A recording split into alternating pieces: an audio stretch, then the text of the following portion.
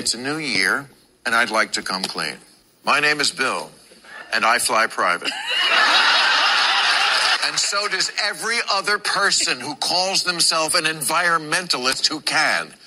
Now enjoy this fun photo collage of some of your favorite stars and politicians who speak about the need to reduce our carbon footprint, but who are always on private planes. There are two kinds of people in the world, those who fly private and those who would if they could. And don't tell me the younger generation is better. They're not. They're just poorer. Kids love Bitcoin, which uses more electricity than some whole countries. Kids could have rejected that, but they didn't. They love it. Why? Because they want to be rich. Why? So they can fly private. John Kerry is our climate czar, and he uses a private jet. It's like if the Secretary of Homeland Security smuggled drugs in his butt.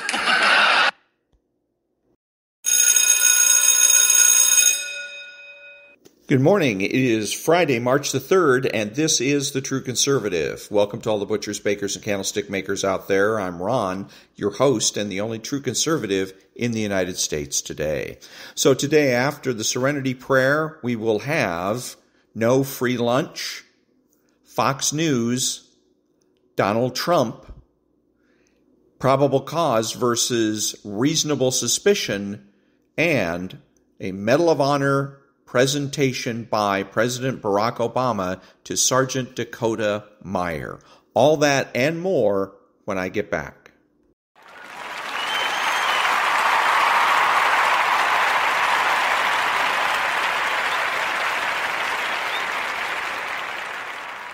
God grant me the serenity to accept the things I cannot change, the courage to change the things I can, and the wisdom to know the difference. Amen. Thank you. And now there is no free lunch. 250 Economic Truths by David-Bahnsen. One product is always ultimately bought with another, even when paid for in the first instance with money. Jean-Baptiste Say. The profundity in this truism cannot be overstated. If you accept money as a medium of exchange, the delay between one product's payment for another's is no matter at all. Ultimately, money brings divisibility and time optionality to barter exchange, and with that, significant complexity. But none of that changes the truth of what Say here says. We are always exchanging goods and services with one another. Money simply allows us to do such with incredible customization and convenience. And that was There's No Free Lunch by David-Bahnsen. Back in a minute.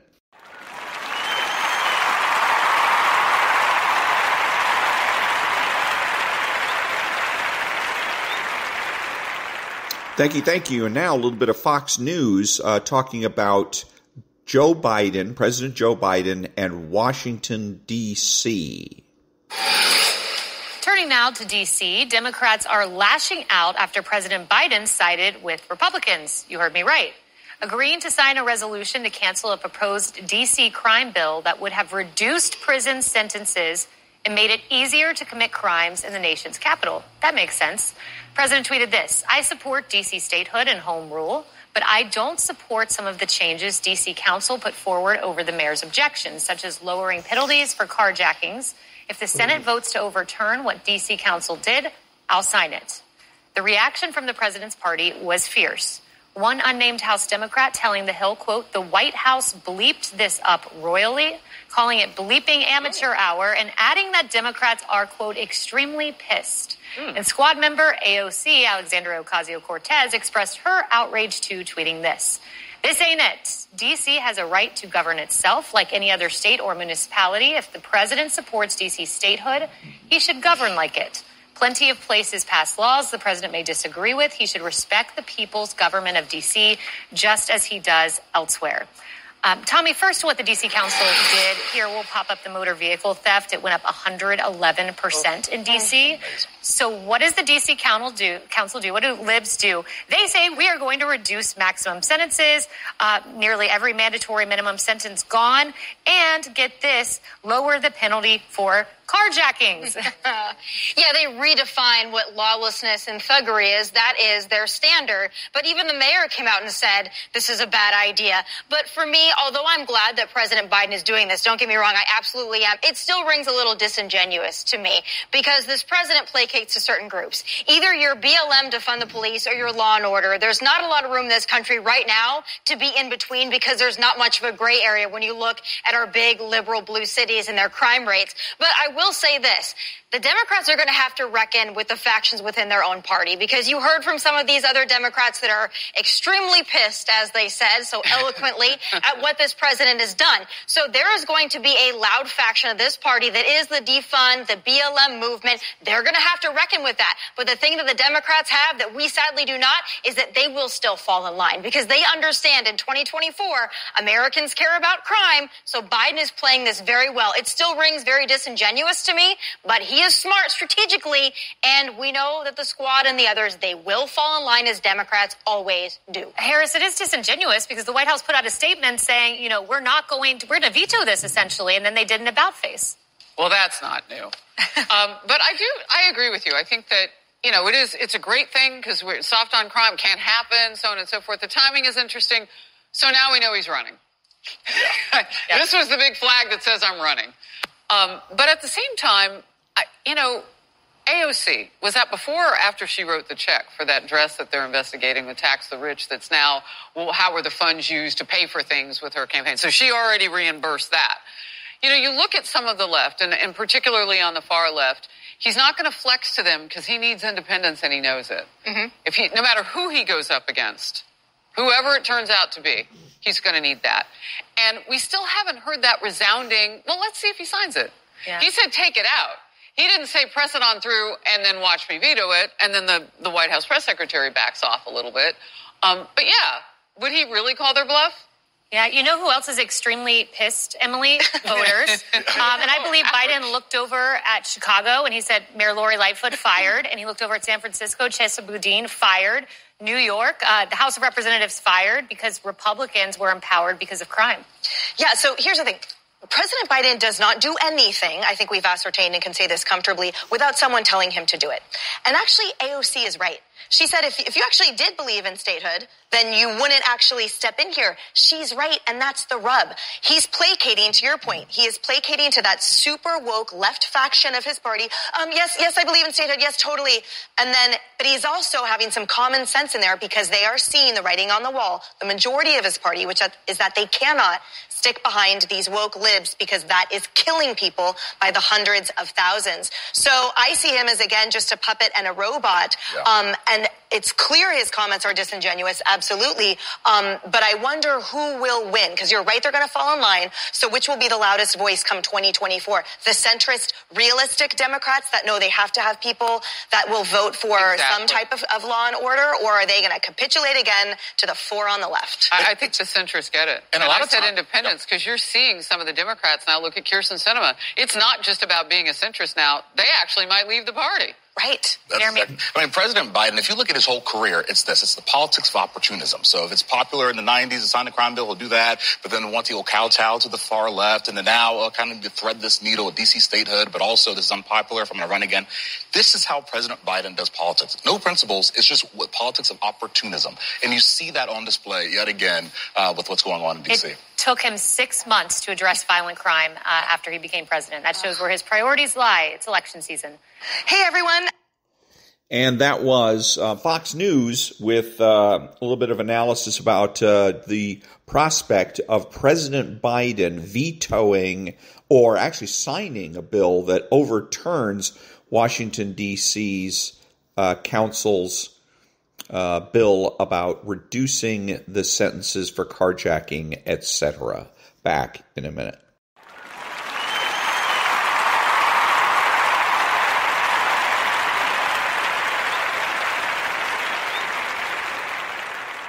Thank you. And now the Feldman Law Firm explains probable cause and reasonable suspicion in traffic stops. We're getting a lot of questions about the difference really between reasonable suspicion and probable cause as it relates to the criminal world, more specifically traffic stops, but it does bleed into different aspects. So I want to kind of cover this in the best ways so that anybody else who's not a lawyer can understand it. And the problem is that the difference between the two is actually, it's a very, very thin line. There's not that much of a difference between the two when considering what's what. So the way it really breaks down is reasonable suspicion is the lowest level of a legal standard where police can really do anything. And the idea is it's associated with a stop and frisk. So reasonable suspicion is nothing more than an articulable suspicion. So it's not a hunch. I mean, when you think of a hunch, you're just saying, that guy looks like he might be up to no good. And that doesn't count for reasonable suspicion. It's just that little step more. So, I mean, the cops will incorporate a whole lot of information that most of the time really is bogus. But, for example, you are in a quote-unquote high-crime neighborhood, which to most of us means nothing. That could be my neighborhood that has since been branded by some police officer as high crime. And therefore, they now have this reasonable suspicion to do what? To stop you. They can stop you and say, hey, man, what's going on? What's happening here? Now, at this level of reasonable suspicion, that's really what allows the officer to start saying, I want to frisk you. I want to check you for drugs, something to that effect. So it incorporates the totality of circumstances. It's based off of an idea, but something that this police officer has to be able to articulate. High crime neighborhood. The individual potential suspect is looking suspicious, sweating a lot when you're in the middle of the winter, just because the police came up, eyes darting back and forth. These are things, I haven't described anything that's criminal, but this is all reasonable suspicion that the police officer can articulate when it comes down to stopping you. And when that stop takes place, they then have the ability to arguably frisk you, check for drugs, check for firearms, what have you. But the biggest question here for anybody who is subject to a reasonable suspicion, frisk or stop or anything like that is, am I being detained? That should always be the first question, because just because a police officer interacts with you, just because a police officer comes to you and says, hey, man, what's going on? Or hey, can I check you for drugs? Or hey, do you have a gun on you? These are simply questions. Police can go around the neighborhood asking people questions. It doesn't mean that you have to comply. And so with reasonable suspicion, this gives them that next step to actually detaining. So it's very important for anybody who's interacting with police to very politely and very calmly ask, hey, am I being detained? If they don't answer the question, you are not being detained and you can walk away. If they tell you that you are being detained, well, the best advice is to comply. Because if they are detaining you and then you start running away, giving reason for chase, you're really only going to compound the circumstances and probably put yourself in some more trouble. So reasonable suspicion is articulable facts that allow this officer to really just stop you, quote unquote, detain you, ask you some questions, frisk you even, check for drugs, weapons, or any criminal contraband. And this is really important, reasonable suspicion alone, you cannot arrest somebody. That's probably the biggest distinction between where we're going next, which is now probable cause. So reasonable suspicion, can walk up to somebody, frisk, ask questions, but you cannot arrest on reasonable suspicion alone. Then we move to probable cause. Now, this is where things can start getting a little hairy for the suspect, because at the time of probable cause, now we're really invoking the Fourth Amendment of the United States Constitution. We are all free from search and from seizure to be secure in our person, our houses, papers, effects, all those things associated with the Fourth Amendment, and we have that freedom. But probable cause allows the officer to move past that and effectuate an arrest. And they can do a search warrant. They can seize your property with probable cause. So this is the idea of how this works. A traffic stop, and we always deal with this a lot with DUIs. Police officers pull you over, and more often than not, it's for, let's say, speeding or an expired, registration, something that is civil, right? They can't ask you to get out of the car simply because they pulled you over. Just because you're there for a speeding ticket, that gives them right to say, hey, let me see your license and registration. So they have probable cause at that point, really only to believe that you committed a civil traffic infraction, so they're only allowed to act according to that. So civil traffic infraction, and then what we always see is it moves from I pulled you over for a speeding ticket to now I have probable cause or even reasonable suspicion of a DUI. That's what we always see. So an officer pokes his head in, starts sniffing around, looks at your eyes, they're bloodshot, watery, asks you some questions, you're now talking, and he can smell the alcohol in your breath. He can see that your face is a little flushed, or he can tell that your words sound a little slow or slurred. You are now building reasonable suspicion, which is eventually going to turn to probable cause, and this is how this works. So at that point, the officer says, well, why don't you step on out of the car? He doesn't have to tell you why, but in his mind, he has to know why. Well, I smelled alcohol in the breath, bloodshot, watery eyes, slurred speech. It's got that reasonable suspicion that you might be committing a DUI. You get out of the car, and he starts doing these tests. The eye test, where he's got that pen, and you're supposed to follow it with your eyes, or the walk and turn, or the touch your nose, or do your ABCs, all of that stuff. What he's doing is he took a reasonable suspicion of a DUI, simply the smell of alcohol, and he's turning it into probable cause for arrest. And that's why we always tell everybody, if you're ever stopped for a DUI, you crack the window, you give them your license and registration, because you don't want to give the police officer probable cause. It's okay if they have, it's okay if they stopped you for a civil traffic violation. They have to let you go, give you the citation and let you go. But the more interaction you have with police, which you don't have to do, gives them probable cause to ultimately arrest you. So reasonable suspicion starts off with that smell, and then the officer starts doing all of these tests, and he's taking notes. All right, he missed his, he lost his balance on the stand on one leg. He can't touch his nose, right on the nose. He's an inch off. His eyes, he's showing cues of nystagmus, meaning your eyes are showing that you're impaired. Things like that. All of a sudden, he is just putting each one of these things, and he now has probable cause. So probable cause allows him to do that seizure of you, which is putting you under arrest. So that's really my attempt to describe the difference between reasonable suspicion and probable cause so everybody can understand it. Reasonable suspicion is good for a stop. It's good to ask some questions, even frisk somebody, not enough to arrest. But then they have to start building their case to create probable cause. And truth is that you are the one who's giving them that evidence when it comes to a DUI stop, for example, by continuing to do the tests, by continuing to speak with them, doing all of these things that you don't have to do simply because they're asking.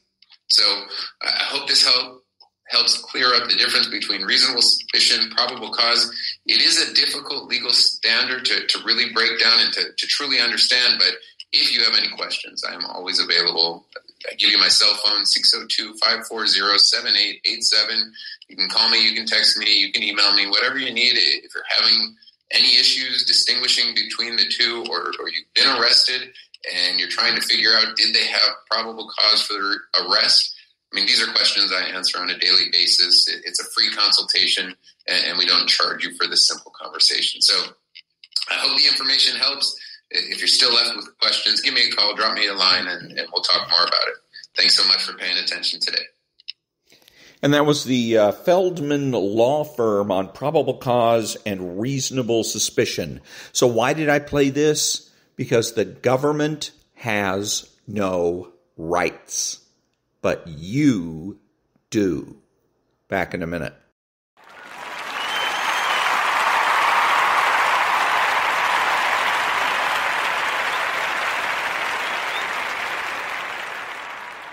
Thank you. And now about 3.5 minutes of Donald Trump.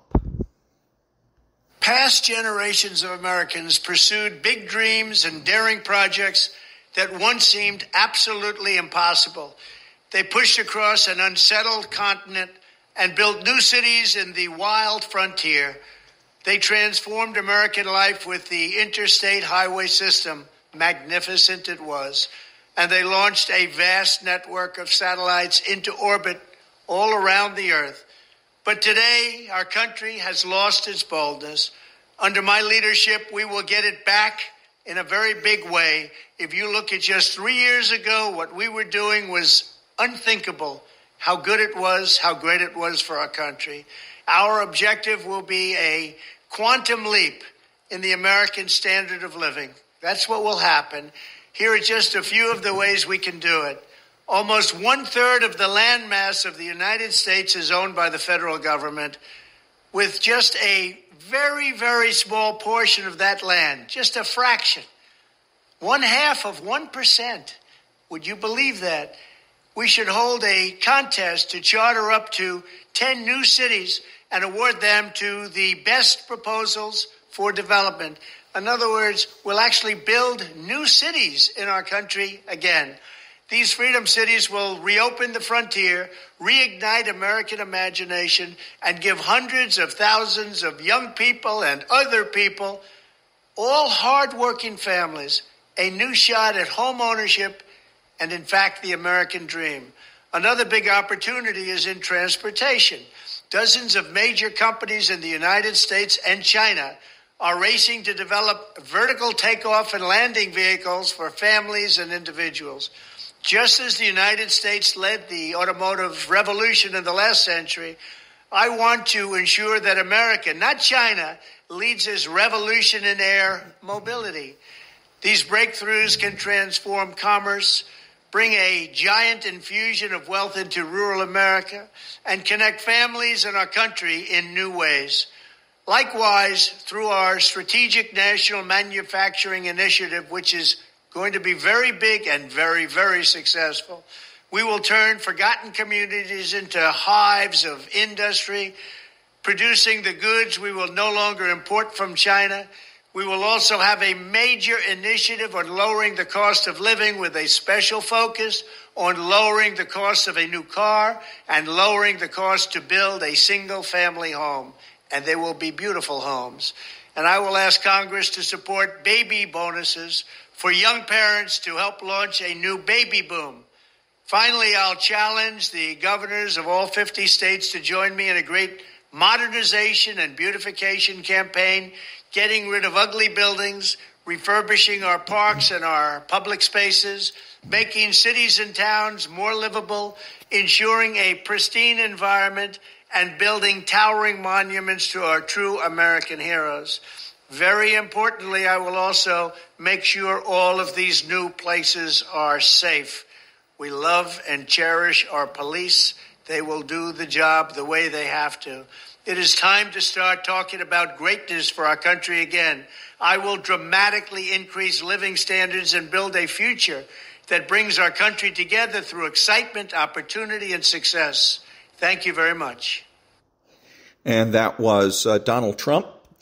And if you're a Democrat, you need to seriously consider voting Republican and more specifically voting for Donald Trump, because what he's proposing is good for everybody. Back in a minute.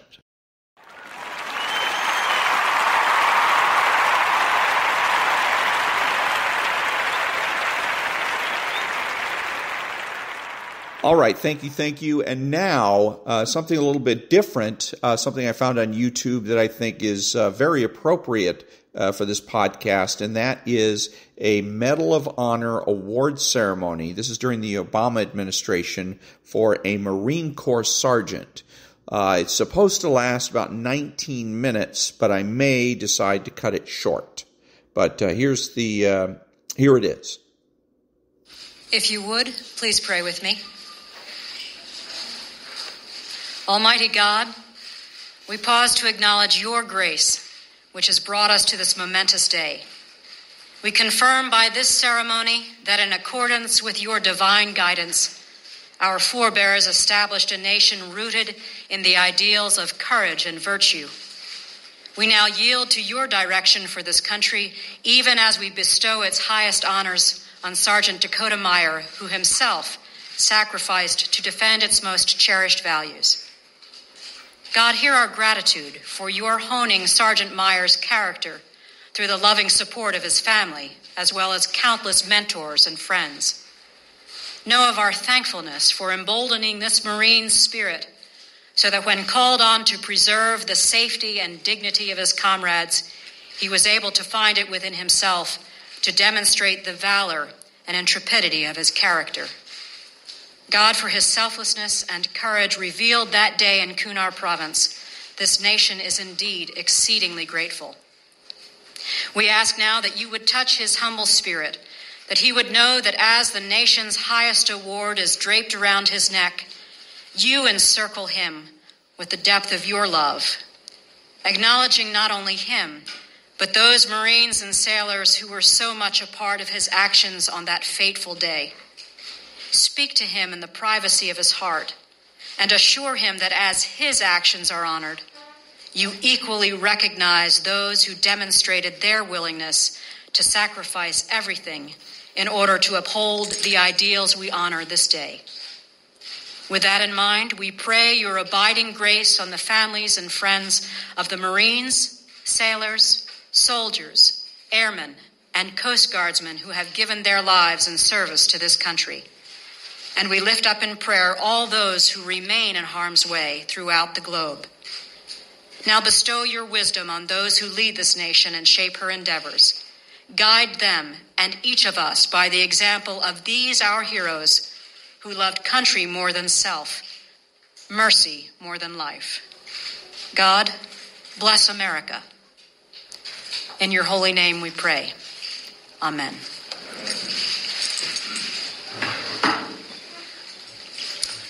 Thank you, everybody. Please be seated.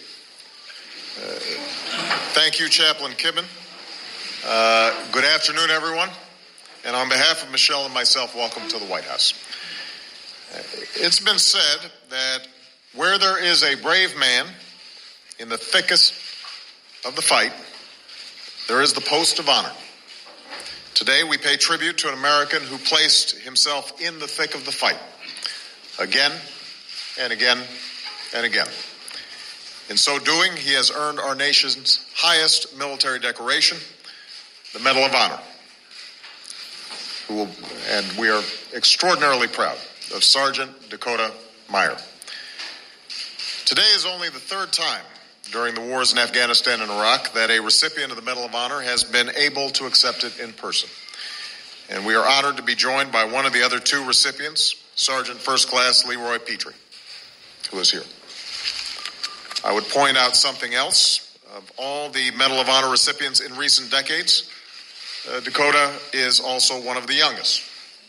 He's 23 years old, and he performed the extraordinary actions for which he is being recognized today when he was just 21 years old. Despite all this, I have to say Dakota is one of the most down-to-earth guys that you will ever meet. In fact, when my staff first tried to arrange the phone call so I could have told him that I'd approved this medal, Dakota was at work at his new civilian job on a construction site. He felt he couldn't take the call right then because he said, if I don't work, I don't get paid. So we arranged to make sure he got the call during his lunch break.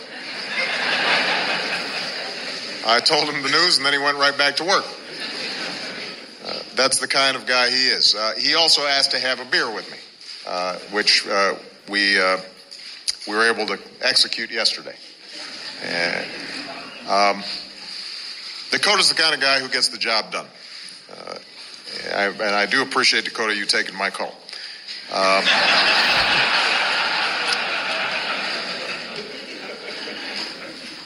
The Medal of Honor reflects the gratitude of the entire nation. So we're joined here by members of Congress, including somebody from your home state, the Republican leader of the Senate, Mitch McConnell. We are joined here by leaders from across my administration, including Secretary of Veterans Affairs Rick Shinseki and Navy Secretary Ray Mavis, and leaders from across our armed forces, including the Commandant of the Marine Corps, General James Amos. We're honored to welcome Dakota's father, Mike, who's here, his extraordinary grandparents, and more than 120 of Dakota's family and friends, many from his home state of Kentucky. I want to welcome Dakota's comrades from the Marine Embedded Training Team 2-8, and we are humbled by the presence of the members of the Medal of Honor Society. Dakota, I realize the past 2 years have not been easy for you, retelling the story of that day and standing here today. You're a very modest young man. But as you've said, you do it for a simple reason, retelling this story, because it helps you to honor those who didn't come home and to remind your fellow Americans that our men and women in uniform are over there fighting every single day. So that's how we'll do this today. It's fitting that we do so this week, having just marked the 10th anniversary of the attacks that took our nation to war. Because in Sergeant Dakota Meyer, we see the best of a generation that has served with distinction through a decade of war. Let me tell the story. I want you to imagine. It's September 8th, 2009, just before dawn. A patrol of Afghan forces and their American trainers is on foot, making their way up a narrow valley, heading into a village to meet with elders. And suddenly, all over the village, the lights go out. And that's when it happens. About a mile away, Dakota, who's then a corporal, and Staff Sergeant Juan Rodriguez Chavez could hear the ambush over the radio. It was as if the whole valley was exploding. Taliban fighters were unleashing a firestorm from the hills, from the stone houses, even from the local school. And soon the patrol was pinned down, taking ferocious fire from three sides. Men were being wounded and killed, and 4 Americans, Dakota's friends, were surrounded. 4 times Dakota and Juan asked permission to go in. 4 times they were denied. They were told, too dangerous. But one of the teachers in his high school once said, when you tell Dakota he can't do something, he's going to do it. And as Dakota said of his trapped teammates, those were my brothers, and I couldn't just sit back and watch. The story of what Dakota did next will be told for generations. He told Juan they were going in. Juan jumped into a Humvee and took the wheel. Dakota climbed into the turret and manned the gun. They were defying orders, but they were doing what they thought was right. So they drove straight into a killing zone, Dakota's upper body and head exposed to a blizzard of fire from AK-47s and machine guns, from mortars and rocket-propelled grenades. Coming upon wounded Afghan soldiers, Dakota jumped out and loaded each of the wounded into the Humvee, each time exposing himself to all that enemy fire. They turned around and drove those wounded back to safety. And those who were there called it the most intense combat they'd ever seen. Dakota and Juan would have been forgiven for not going back in. But as Dakota says, you don't leave anybody behind. For a second time, they went back into the inferno. Juan at the wheel, swerving to avoid the explosions all around them. Dakota up in the turret when one gun jammed, grabbing another, going through gun after gun. Again, they came across wounded Afghans. Again, Dakota jumped out, loaded them up, and brought them back to safety. For a third time, they went back. Insurgents running right up to the Humvee, Dakota fighting them off. Up ahead, a group of Americans, some wounded, were desperately trying to escape the bullets raining down. Juan wedged the Humvee right into the line of fire, using the vehicle as a shield. And with Dakota on the guns, they helped those Americans back to safety as well. For a fourth time, they went back. Dakota was now wounded in the arm. Their vehicle was riddled with bullets and shrapnel. Dakota later confessed, I didn't think I was going to die. I knew I was. But still they pushed on, finding the wounded, delivering them to safety. And then for a fifth time they went back into the fury of that village, under fire that seemed to come from every window, every doorway, every alley. And when they finally got to those trapped Americans, Dakota jumped out, and he ran toward them, drawing all those enemy guns on himself, bullets kicking up the dirt all around him. He kept going until he came upon those 4 Americans laying where they fell, together as one team. Dakota and the others who had joined him knelt down, picked up their comrades, and through all those bullets, all the smoke, all the chaos, carried them out one by one. Because, as Dakota says, that's what you do for a brother. And Dakota says he'll accept this medal in their name. So today we remember the husband who loved the outdoors, Lieutenant Michael Johnson. The husband and father they called Gunny J, Gunnery Sergeant Edwin Johnson. The determined Marine who fought to get on that team, Staff Sergeant Aaron Kennefick. The medic who gave his life tending to his teammates, Hospital Man, 3rd Class James Layton. And a soldier wounded in that battle who never recovered, Sergeant 1st Class Kenneth Westbrook. Dakota, I know that you've grappled with the grief of that day, that you've said that your efforts were somehow a failure because your teammates didn't come home. But as your Commander-in-Chief, and on behalf of everyone here today and all Americans, I want you to know it's quite the opposite. You did your duty above and beyond, and you kept the faith with the highest traditions of the Marine Corps that you love. Because of your honor, 36 men are alive today. Because of your courage, 4 fallen American heroes came home. And in the words of James Layton's mom, they could lay their sons to rest with dignity. Because of your commitment, in the thick of the fight, hour after hour, a former Marine who read about your story said that you showed how, in the most desperate final hours, our brothers and God will not forsake us. And because of your humble example, our kids, especially back in Columbia, Kentucky, and in small towns all across America, they'll know that no matter who you are or where you come from, you can do great things as a citizen and as a member of the American family. Therein lies the greatest lesson of that day in the Valley and the truth that our men and women in uniform live out every day. I was part of something bigger, Dakota has said, part of a team that worked together, lifting each other up and working toward a common goal. Every member of our team was as important as the other. So in keeping with Dakota's wishes for this day, I want to conclude by asking now Gunnery Sergeant Rodriguez Chavez and all those who served with Dakota, the Marines, Army, Navy, to stand and accept the thanks of a grateful nation.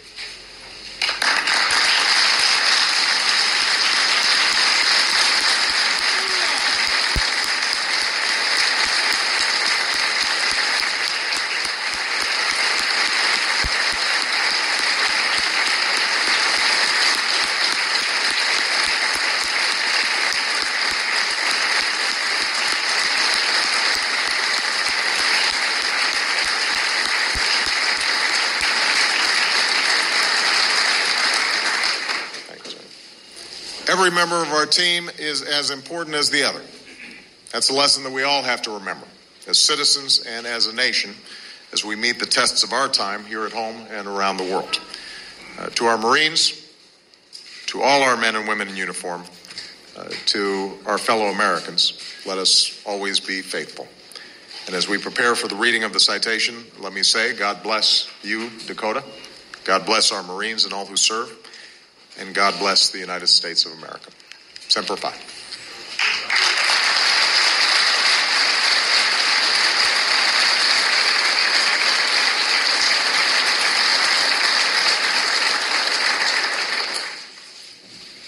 The President of the United States, in the name of the Congress, takes pleasure in presenting the Medal of Honor to Corporal Dakota L. Meyer, United States Marine Corps, for conspicuous gallantry and intrepidity at the risk of his life above and beyond the call of duty, while serving with Marine Embedded Training Team 28, Regional Corps Advisory Command 37 in Kunar Province, Afghanistan, on 8 September 2009. Corporal Meyer maintained security at a patrol rally point, while other members of his team moved on foot with 2 platoons of Afghan National Army and Border Police into the village of Ganjagal for a pre-dawn meeting with village elders. Moving into the village, the patrol was ambushed by more than 50 enemy fighters, firing rocket-propelled grenades, mortars, machine guns from fortified positions on the slopes above. Hearing over the radio that 4 U.S. team members were cut off, Corporal Meyer seized the initiative. With a fellow Marine driving, Corporal Meyer took the exposed gunner's position in a gun truck as they drove down the steeply terraced terrain in a daring attempt to disrupt the enemy attack and locate the trapped U.S. team. Disregarding intense enemy fire, now concentrated on their lone vehicle, Corporal Meyer killed a number of enemy fighters with the mounted machine guns and his rifle, some at near point-blank range, as he and his driver made 3 solo trips into the ambush area. During the first 2 trips, he and his driver evacuated 24 Afghan soldiers, many of whom were wounded. When one machine gun became inoperable, he directed the return to the rally point to switch to another gun truck for a 3rd trip into the ambush area, where his accurate fire directly supported the remaining U.S. personnel and Afghan soldiers fighting their way out of the ambush. Despite a shrapnel wound to his arm, Corporal Meyer made 2 more trips into the ambush area in a 3rd gun truck, accompanied by 4 other Afghan vehicles, to recover more wounded Afghan soldiers and search for the missing U.S. team members. Still under heavy enemy fire, he dismounted the vehicle on the 5th trip and moved on foot to locate and recover the bodies of his team members. Corporal Meyer's daring initiative and bold fighting spirit throughout the 6-hour battle significantly disrupted the enemy's attack and inspired the members of the command force to fight on. His unwavering courage and steadfast devotion to his U.S. and Afghan comrades in the face of almost certain death reflected great credit upon himself and upheld the highest traditions of the Marine Corps and the United States Naval Service.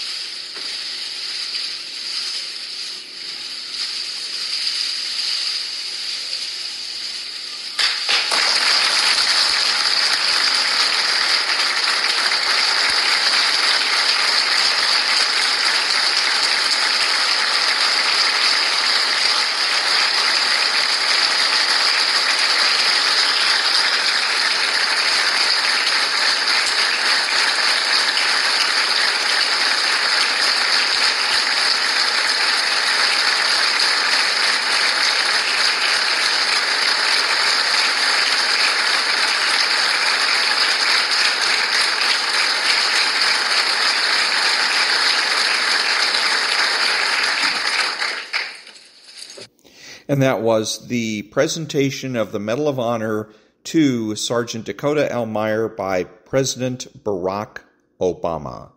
Back in a minute.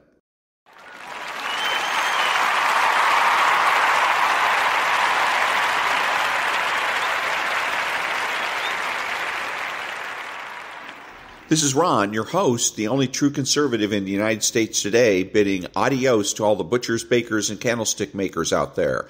So I'm reminding you that the left has no authority, no power, and they can't win.